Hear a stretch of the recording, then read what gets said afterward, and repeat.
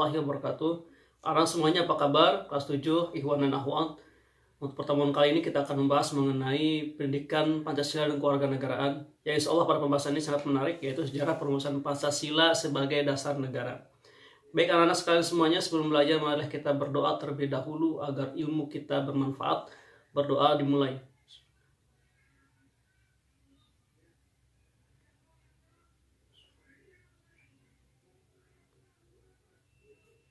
Selesai.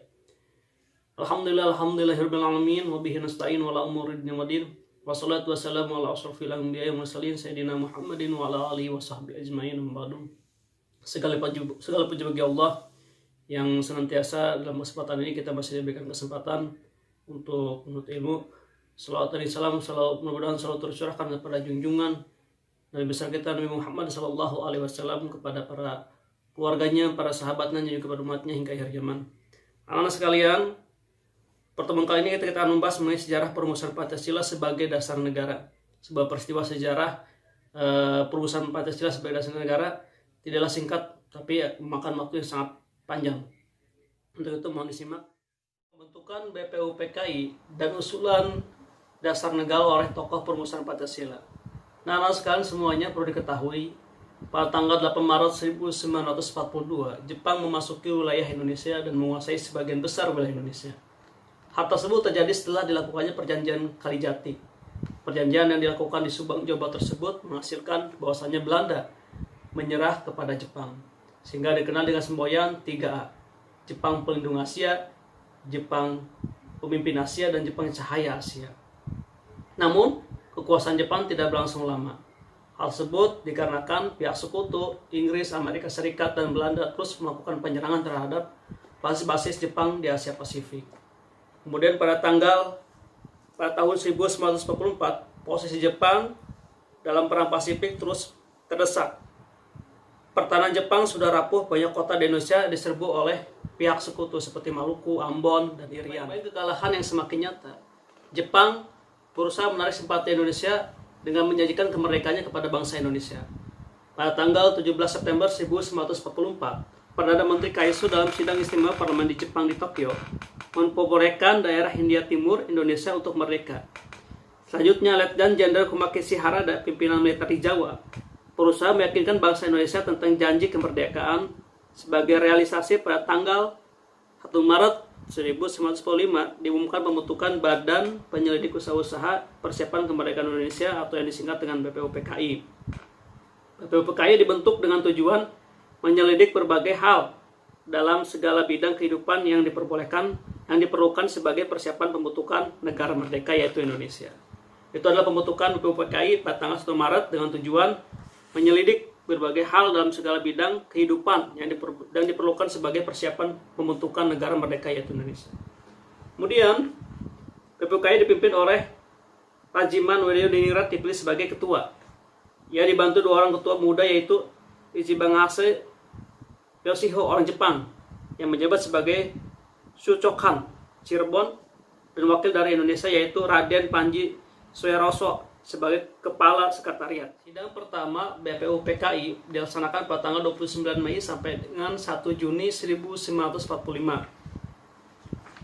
Kemudian dalam sidang tersebut Muhammad Yamin, Supomo, dan Soekarno mengajukan rumusan tentang dasar negara, yaitu Muhammad Yamin pada tanggal 29 Mei 1945 mengajukan 5 asas dasar negara. Yang pertama, peri kebangsaan, peri kemanusiaan, peri ketuhanan, peri kerakyatan, dan yang kelima adalah kesejahteraan rakyat. Kemudian Supomo pada tanggal 31 Mei 1945 mengajukan 5 asas dasar negara. Yang pertama, persatuan, kekeluargaan, keseimbangan lahir dan batin, keadilan rakyat, dan musyawarah. Kemudian Insinyur Soekarno pada tanggal 1 Juni 1945 mengajukan 5 asas dasar negara, yaitu nasionalisme dan kebangsaan Indonesia. Yang kedua, internasionalisme dan perikemanusiaan. Kemudian mufakat atau demokrasi. Yang keempat, kesejahteraan sosial. Yang 5, ketuhanan yang Maha Esa. Itulah adalah perumusan rancangan dasar negara yang diajukan oleh ketiga tokoh. Yang pertama Muhammad Yamin. Semua BPUPKI membentuk panitia kecil pada akhir persidangan pertama. Tugasnya adalah mengumpulkan usulan para anggota. Kemudian dibentuklah Panitia 9. Pada tanggal 22 Juni 1945 malam, Panitia 9 langsung mengadakan rapat di kediaman Insinyur Soekarno, Jalan Pegangsaan Timur nomor 56 Jakarta. Panitia 9 mencapai satu kesepakatan mengenai rancangan pembentukan hukum dasar atau undang-undang dasar. Rancangan tersebut oleh Soekarno diberi nama Muqaddimah, namun oleh Muhammad Yamin diberi nama Piagam Jakarta. Berikut ini istilah Piagam Jakarta. Kemudian pada tanggal 7 Agustus 1945, setelah menyelesaikan tugasnya, BPUPKI dibubarkan dan digantikan dengan PPKI, yaitu Panitia Persiapan Kemerdekaan Indonesia. Kemudian PPKI kemudian menggelar sidang pada tanggal 18 Agustus 1945. Perubahan Piagam Jakarta kemudian disampaikan dalam tersebut. Hasil sidang kemudian mengesahkan Pancasila sebagai dasar negara. Rumusannya tersebut ada dalam pembukaan Undang-Undang 1945 ayat keempat.